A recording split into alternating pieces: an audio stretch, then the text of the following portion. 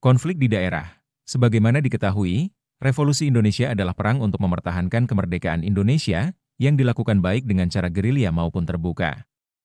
Dan hal ini pula yang terjadi di Sunda Kecil. Sementara pihak Belanda menyebutnya sebagai gerakan teroris dari kelompok ekstremis di daerah rekolonialisasi. Sebuah laporan resmi oleh Komandan Amacap, Van BUG, tentang pendudukan kembali Pulau Bali selama 2 minggu, 2 hingga 15 Maret 1946, menyatakan bahwa ID Denpasar selama 6 bulan terakhir ini menjadi sarana agitasi politik para pemuda, dan daerah ini berada dalam keadaan kacau. Raja Cokorda Alit Ngurah, penguasa Swapraja di Badung adalah seorang sosok yang lemah.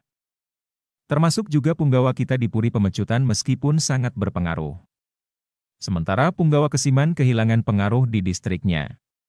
Di Tabanan, para pemuda membunuh orang-orang yang setia kepada Belanda dan menolak Republik seperti Punggawa Penebel dan Tabanan pada bulan Februari 1946. Selain itu banyak terjadi teror, perampokan dan intimidasi. Rajanya adalah sosok yang lemah seperti juga di Badung. Namun aparat pemerintahan masih berfungsi baik. Sementara aparat kepolisian masih melakukan tugas-tugasnya. Ketika patroli militer dijalankan pada tanggal 8 Maret 1946 di desa-desa Penebel, Belayu, setelah melalui beberapa kali peringatan maka penembakan pun dilakukan. 3 orang anggota perampok tertembak mati. Titik-titik kerawanan aktivitas teroris meliputi desa-desa, Jegu, Dharma, Riang, Buahan, Sudimara, Belayu dan seluruh distrik Bajera. Pemimpin utamanya adalah I Gusti Wayan Debes, Komandan TKR Tabanan, seorang bekas Sersan Mayor Prayoda. Di Jembrana, Raja A. Bagus Negara, penguasa Swapraja Jembrana dibelokkan ke arah nasionalis oleh putra-putranya yang dididik di Jawa dan salah satu di antaranya menjadi pimpinan TKR di daerah itu, sehingga daerah ini tetap tenang. Di Buleleng, ketika diduduki pada tanggal 15 Maret 1946 terjadi aksi teroris dengan kekerasan yang menyebabkan 2 orang Cina terbunuh dan seorang diculik. Di Gianyar, Raja AGD Agung melaporkan banyak terjadi aktivitas teroris di Ubud, Peliatan dan Pejeng. Raja telah memobilisasi penduduk yang setia kepadanya untuk mengadakan patroli karena tidak ada aparat kepolisian yang setia.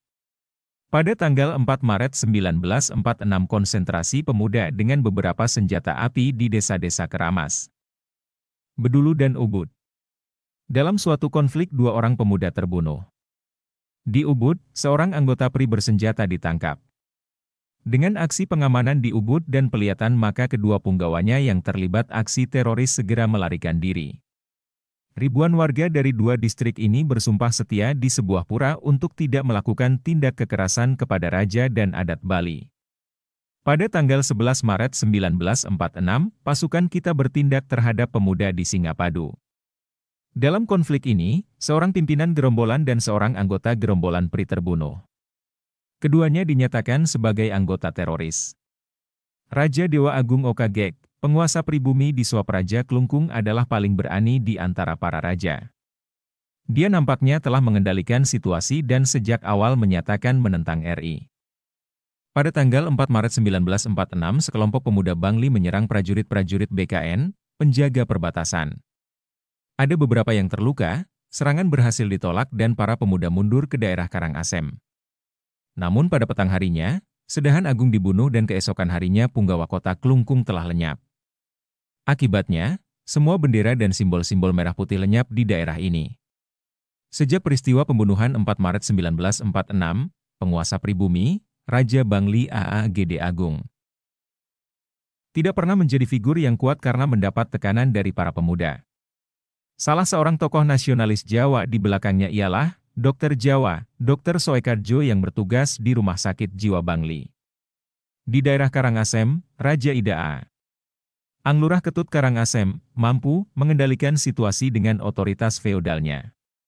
Untuk mencegah semakin buruknya situasi, komandan pasukan telah merancang operasi militer terutama di Tabanan dan Badung Utara sebagai daerah-daerah sarang teroris karena pemimpin utamanya masih bebas berkeliaran di sana. Untuk mengatasi aksi teror pemuda, pihak Belanda menambah jumlah personil militernya. Pada 19 Maret 1946, 2 kompi Eropa dari Sumbawa diberangkatkan ke Bali. Pada 25 Maret 1946, satu batalion pasukan Bali dan Lombok juga mendarat untuk memperkuat operasi militer mereka. Sementara itu, di timur berlangsung serah terima pasukan Australia kepada Komandan Pasukan Hindia Belanda, KNIL, periode dari Agustus 1945 sampai Maret 1946, daerah Sunda Kecil, dan di Indonesia secara umum, memang berada dalam kondisi ketidakpastian. Menyusul absennya otoritas negara, anarki merajalela di pusat pemerintahan Republik Sunda Kecil, di Bali. Meskipun, seperti akan dijelaskan berikut ini, kondisi di setiap swapraja berbeda satu sama lain. Hal ini bisa dilihat misalnya di Tabanan dan Klungkung. Kondisi Raja Tabanan yang lemah telah membuka kebebasan bagi para pemuda untuk bergerak dalam perlawanan. Ketimbang di Klungkung, perbedaan antara dua swapraja ini paling jelas di bidang militer. Milisi Anti-Republik, BKN, yang dibentuk di Klungkung oleh Dewa Agung pada pertengahan November 1945 diperkirakan memiliki 5.000 anggota pada Januari 1946. Sementara BKR, TKR hanya berhasil memobilisasi sekitar 100 orang untuk mendukung Republik. Menjelang Maret 1946, Republikanisme merupakan gerakan perlawanan yang sangat lemah di Klungkung. 53 sebaliknya, di Tabanan berkembang perlawanan politik yang militan. Para mantan pejabat swapraja di Tabanan, Punggawa, Marga, Bajera, Selemadek, Kerambitan, Kediri, Penebel, Sedahan Agung, Sedahan Pupuan dan Kepala Polisi Tabanan menjadi pemimpin utama mobilisasi pemuda di bawah panji Republikanisme. Sumber daya ekonomi, sosial dan politik yang pernah dimanfaatkan untuk kepentingan penjajah, kini menjadi basis bangkitnya perjuangan kaum Republikan di swapraja Tabanan dan sebagian besar di Badung dan Buleleng. Cita-cita politik dan gaya politik Republik mendapat respons yang luas di daerah-daerah basis melawan rekolonialisasi, yaitu kembalinya kekuasaan sekutu atau Belanda. Pada minggu pertama bulan April, Ter Meulen melaporkan dalam Commandments and Order nomor 1, 8 April 1946, bahwa 52 orang Bali telah dibunuh dan banyak lagi luka-luka selama patroli KNIL. Korbannya termasuk pemuda yang tidak penting dan orang Bali yang hanya bertindak di bawah ancaman anggota lain dan bahkan seorang perempuan dan anak kecil yang tidak ada kaitannya dengan gerakan perlawanan. Secara bertahap para pegawai sipil praperang digantikan generasi muda yang tidak punya pengalaman di Hindia. Aparat baru ini lebih mudah bekerja sama dengan pihak berwenang militer, sehingga tercipta konsolidasi sebuah aparatur negara yang sangat otoriter di seluruh kawasan. Ditahannya para pemimpin aparat Republikan moderat dan rekolonialisasi dengan agresi bersenjata oleh pihak militer Belanda, telah mengakibatkan perjuangan bersenjata dari organisasi pemuda dan tentara Republik, TKR, terkonsentrasi di Bali. Hampir selama tahun 1946, aksi-aksi KNIL cukup menggila dan direspons dengan perlawanan gerilya pemuda pejuang yang militan dan revolusioner. Dapat dikatakan bahwa untuk beberapa bulan sepanjang tahun 1946, respons revolusi di Sunda Kecil, khususnya di Bali berkarakter konflik militer antara orang Bali Indonesia kaum Republikan melawan negara kolonial. Karakter inilah yang membedakan Bali dengan revolusi sosial lain seperti peristiwa 3 daerah di Jawa Tengah, revolusi sosial di Aceh dan Sumatera Timur. Pada masa awal revolusi Indonesia, oleh pihak Belanda, pemerintahan sipil RI Sunda Kecil dianggap tidak mampu mengendalikan keamanan dan ketertiban di wilayahnya dan telah menyerahkan kekuasaan kepada gabungan raja-raja. Selain itu, aparat sekutu dan Belanda Nica sudah terlebih dahulu mendekati raja-raja di Bali dan pulau-pulau lain yang mau bekerja sama untuk tidak mengakui pemerintah RI Sunda Kecil. Penolakan ini berdasarkan alasan bahwa kalahnya Jepang dan menangnya sekutu memberi peluang kembalinya Belanda sebagai anggota sekutu ke Indonesia, bekas daerah jajahannya sebelum perang. Akan tetapi, kondisi Indonesia telah berubah sesudah perang. Tercipta kondisi yang berbeda antara Hindia Barat, Jawa dan Sumatera. Daerah basis bagi mayoritas pendukung nasionalis, dan Hindia Timur, Kalimantan, Sulawesi, Maluku dan Sunda Kecil, yang masih dikuasai kaum aristokrat konservatif sehingga segera dapat diduduki kembali oleh tentara sekutu. Tambahan pula, usul untuk mendirikan sebuah negara Indonesia Serikat dari konsep LGG Dr. H.J. van Mook, pucuk pimpinan pemerintah Hindia Belanda sesudah perang, yang mendorong terbentuknya negara-negara di luar RI di daerah-daerah rekolonialisasi, ikut memunculkan respons baik dengan cara perang maupun cara diplomasi di kalangan rakyat pro-republik melawan Belanda dan kaki tangannya selama periode revolusi. Penahanan aparat sipil RI Sunda Kecil yang dipenjara oleh pihak Belanda Nica yang bekerja sama dengan aristokrasi konservatif, raja-raja, di Sunda Kecil, tidak dapat menghentikan gerakan pendukung revolusi yang disertai dinamika pergolakan internal. Ini ditandai konflik internal antara kelompok-kelompok kepentingan dalam masyarakat yang ikut mewarnai wajah revolusi di tingkat lokal. Kelompok-kelompok kepentingan memiliki prinsip dan cara-cara berbeda dalam respons gelombang revolusi yang melanda daerahnya di Sunda Kecil. Berdasarkan konsep Enon dan Jiko yang muncul pada periode pergerakan nasional dan revolusi nasional Indonesia, dapat diidentifikasikan golongan-golongan yang memiliki kepentingannya masing-masing. 60 mereka dapat dikategorikan menjadi 4 golongan, yaitu 1.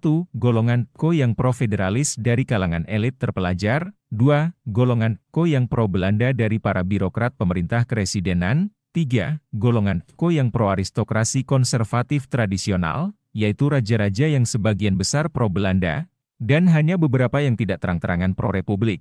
Dan 4. Golongan non yang pro-republik terbagi atas 2 berdasarkan asal-usul pembentukannya, yaitu pemuda. Pejuang revolusioner yang memang berasal dari tentara terlatih sebelumnya, prayuda pada masa kolonial Belanda dan peta pada masa pendudukan Jepang, yang tergabung dalam TKR kemudian berubah menjadi TRI. Dan pemuda revolusioner yang berasal dari organisasi pemuda PRI dan Pesindo. Golongan Inon yang disebut terakhir inilah menjadi pendukung cara perang melawan kekuatan dan kekuasaan yang anti-republik dan tidak mengakui kemerdekaan Indonesia. Sebaliknya, golongan Eko, penguasa status quo dari aristokrasi konservatif tradisional yaitu raja-raja yang menyatakan diri mendukung Nica, kini menjadi kekuatan reaksioner dan kontra-revolusi.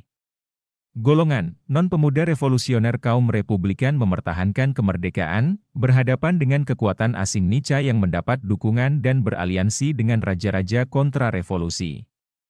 Intensitas pergolakan sangat ditentukan oleh faktor geografis, antara daerah pusat dan pinggiran. Semakin dekat dengan pusat, yaitu pusat kekuasaan provinsi, dalam hal ini Bali dengan Jawa pusat kekuasaan Republik, maka perlawanan pendukung Republik dan revolusi semakin kuat dan sering. Kondisi ini dapat dijelaskan karena wilayah administratif Provinsi Sunda Kecil cukup luas. Terdiri dari pulau-pulau besar dan kecil membentang dari Bali sampai Pulau Timor dan pulau-pulau lainnya. Akibatnya, konflik bersenjata telah mewarnai respons lokal kaum Republikan pendukung revolusi dengan cara berperang mempertahankan Republik Indonesia, baik yang berskala besar maupun yang berskala kecil. Termasuk bergerilya mengikuti arus revolusi dalam perjuangan Republik di Jawa. Sumber buku sejarah berita proklamasi kemerdekaan Indonesia. Penerbit Direktorat Sejarah dan Nilai Budaya Direktorat Jenderal Kebudayaan Kementerian Pendidikan dan Kebudayaan 2015.